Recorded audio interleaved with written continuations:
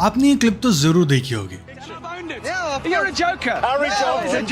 लेकिन कभी सोचा है केविन पीटरसन ने राइडू को जोकर क्यों कहा था? आखिर ऐसा क्या हुआ जो एक समय पर आईपीएल और इंडिया का स्टार प्लेयर था, वो आज के टाइम पर एक वॉकिंग मीम और कंट्रोवर्शियल वॉइस बन चुका है। सोशल मीडिया पर उन्हें biased, clown and even CSK का अनऑफिशियल स्पोक पर्सन भी कहा जाता है। जहां उनका नाम सुनकर हमें उनकी बैटिंग या फिर आईपीएल लेगेसी याद होनी चाहिए थी, उसकी जगह आज उनका नाम हेडलाइंस में किसी और वजह से छाया हुआ है, और वो वजह है उनकी कमेंट्री। आरसीबी वर्सेस एमआई का मैच हो या फिर GT versus RR, Raidu commentary box में होते हैं तो लगता है कि हर टॉपिक सीएसके के ऑर्बिट में घुमाना उनके कॉन्ट्रैक्ट का हिस्सा है। जब बात हो रही होती है स्ट्रैटेजीज या बॉलिंग की, राइडू बीच में बिना किसी कंटेक्स्ट के धोनी या फिर सीएसके को घुसा देते हैं, और ये सब अब बायस नहीं लगता, ये क्लियरली लगता है जैसे वो ट्रोलिंग कर रहे हो, जानकर दूसरे टीम के फैन बेसेस को ट्रिगर कर रहे हो। अब तो उन्होंने एक्स पर ओपनली कह भी दिया है, लाइफ लॉन्ग धोनी फैन, और कमेंट्री में उनकी ये लॉयल्टी बार बार दिखती भी है। फ्रैंकली अब वो एक रिटायर्ड प्लेयर कम और एक फ्रेंचाइज के पीआर फेस ज्यादा लगने लग गया, एंड इस वजह से आज की डेट में उन्हें सबसे ज्यादा हेट किया जाता है, just because of his biased and controversial statements. और उनकी रेप्यूटेशन लिटरली जीरो हो चुकी है, और उन्हें पूरे इंटरनेट पर जोकर के नाम से ट्रोल किया जाता है। एंड यहीं पर एक सवाल आता है कि एक रिस्पेक्टेबल क्रिकेटर ने आखिर ऐसा क्या किया कि अब उन्हें अब कोई सीरियसली लेता तक नहीं है। Let's know about how Ambati Rayudu ruined his reputation।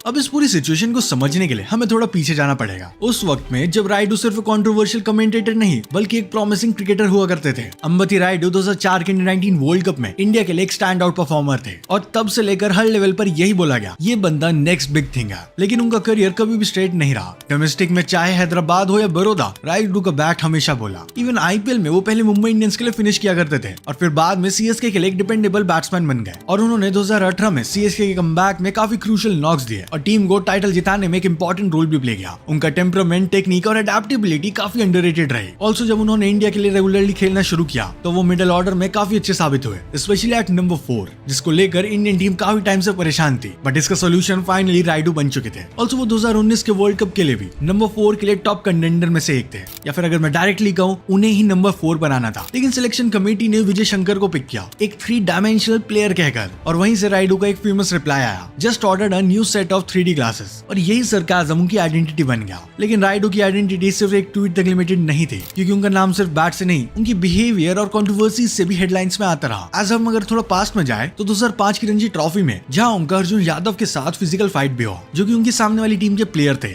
जिन्होंने रायडू को स्टंप से मारा था। और सबसे डिस्टर्बिंग एक वायरल वीडियो जिसमें वो एक सीनियर सिटीजन के साथ फिजिकल कन्फ्रंटेशन में दिख रहे थे। फिर 2012 में हर्षल पटेल के खिलाफ अब्यूजिव लैंग्वेज का यूज, 2014 में अंपायर पर भड़कना, और 2016 में अपनी ही टीममेट हरभजन सिंह के साथ ऑन फील्ड स्पैट।